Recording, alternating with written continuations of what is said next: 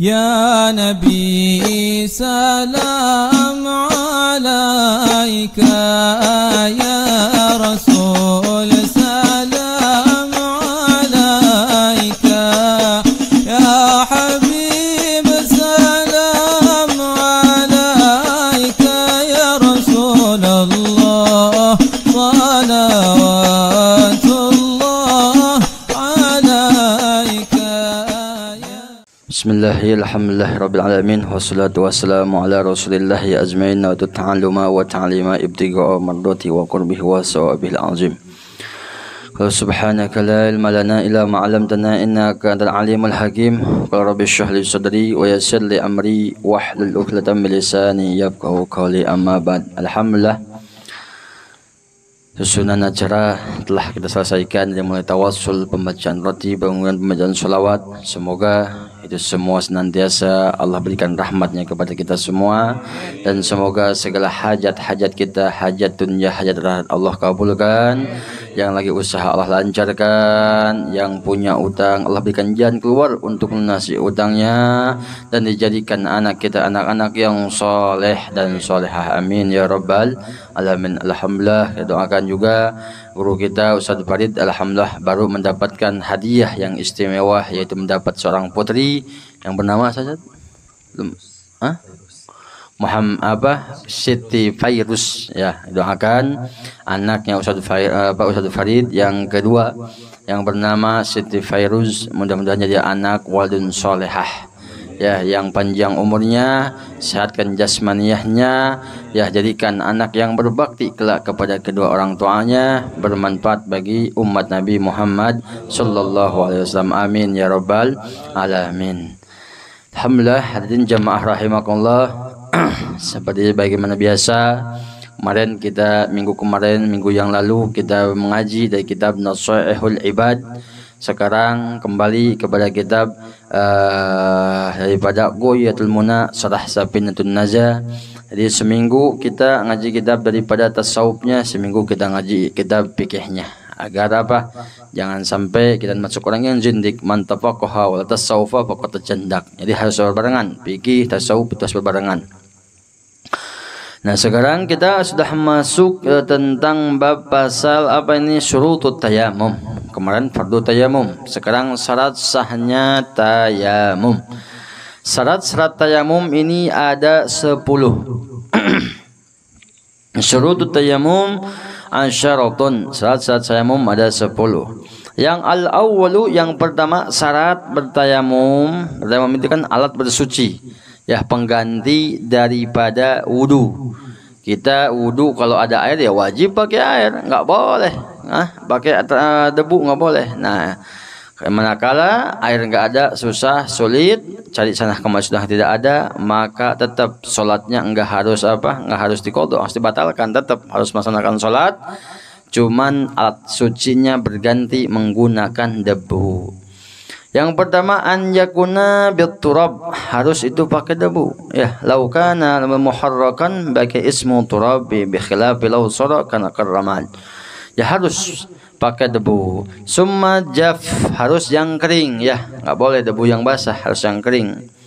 Nah, kemudian bagaimana Habib kalau ada debu yang bekas-bekas kerikil, bekas seprit, ya, seperti itu, bagaimana tuh? Kalau itu debu dipastikan sepritnya itu suci, payasihu tayammamu birramli alladzi lahu gubar, maka sah seseorang yang bertayamum menggunakan debu yang ada dalam batu kerikil atau batu seprit, ya, tapi yang jelas harus suci. Fatayammamu su'idan thayyiban. Nah, kata Allah Subhanahu wa taala, kata Allah, maka hendaknya kau bertayamum yang dengan tayamum yang baik, yang benar. Bahkan dalam hadis wal hadis ja'altu lil arda masjidan wa turabtuha tahuran. Kata Nabi, Allah jadikan untukku dan untuk umatku itu bumi ini masjid untuk sujud kepada Allah, wa turabtuha, sedangkan debu-debu bumi ini wa ja'altuha tahuran, Allah jadikan suci, ya. Jadi suci, mensucikan. Nah, artinya ada suci doang, tapi juga bisa mensucikan manakala kita tidak punya hadas, ya ketika uzur tidak ada air, maka boleh digunakan tayamum untuk melaksanakan sholat. Jadi yang pertama harus pakai tayamum, harus pakai debu. Yang kedua, wasani syarat tayamum an yakuna turabu dhahiran. Nah ini debunya harus yang suci, bukan sekadar debu doang. Harus yang benar-benar suci. Fala yaji'u bimutanajjisin. Enggak boleh bertayamum menggunakan debu yang terkena najis. Enggak boleh. Ya, enggak boleh. Seperti apa? Kajal fil baul, seperti bekas cipratan air kencing, ya. Ataupun najis-najis yang lain tidak boleh. Summajab au ikhtadha bih, walaupun habis terkena cipratan najis terus kering, summa ikhtalata bil warisah au uzrahu, atau tercampur sesuatu kotoran hewan atau sesuatu yang najis, maka tetap tidak boleh digunakan. Jadi debunya harus benar-benar suci. Maka tadi di awal boleh menggunakan debu yang bekas kerikil, tapi yang betul-betul yang suci. Kalau nggak suci nggak boleh digunakan. Nah yang kedua ini harus suci, dan nggak boleh nggak suci. Wasalisu yang ketiga, an la yakuna ay at-turab musta'malan. Nggak boleh si debunya itu musta'mal, ya. Musta'mal itu bekas kita berhadas, ketika kena situ lagi cipratan kita ambil tayamum, contoh ke sini masukin. Nah jangan sampai bekas di muka ini kena yang bekas kita ngambil tayamum. Nah itu mobilnya musta'mal, nggak boleh digunakan lagi untuk yang kedua kali. Jadi ngambil debu, ya contoh dikit tayamum, kita ngambil ngambil tayamum debu.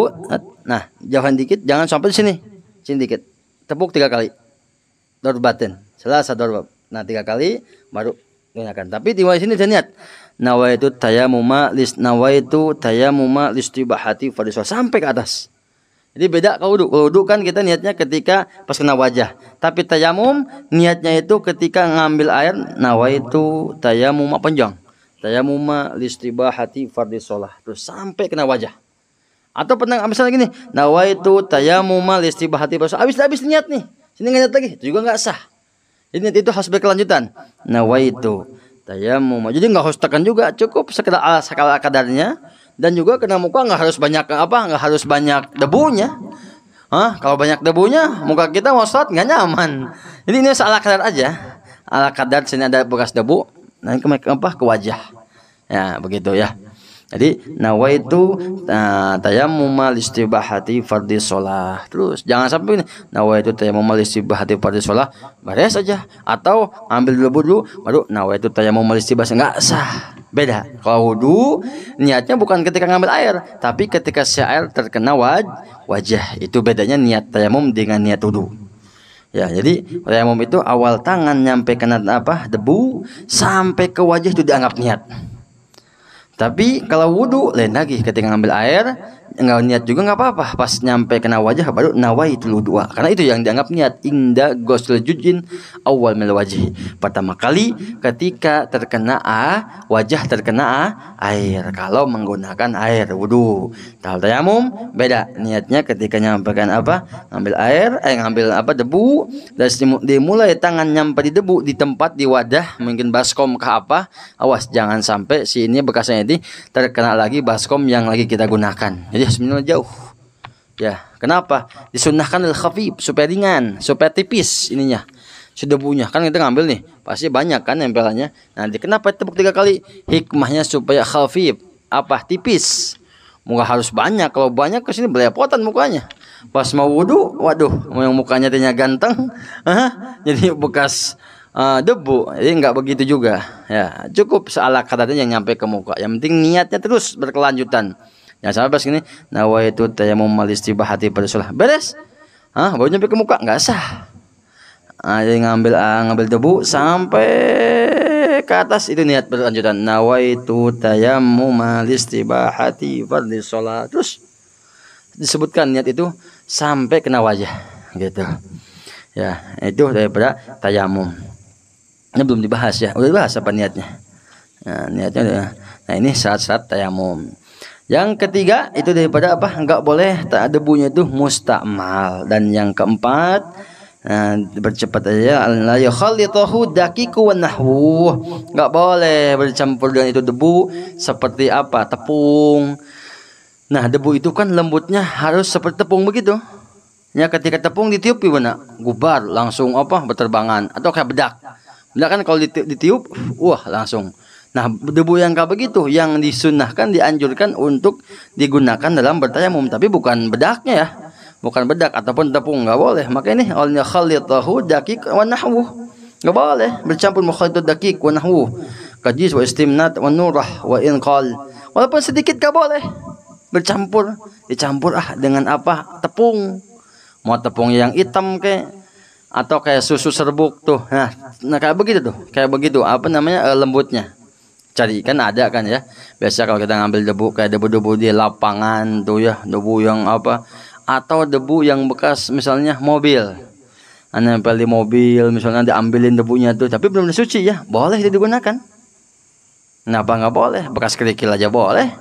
Di mobil kita ambil tapi dikumpulin dulu di tempat apa, di mangkok atau di apa, di baskom, boleh nanti kita gunakan untuk bertayamum. Nggak banyak sebenarnya, gunakan sedikit aja.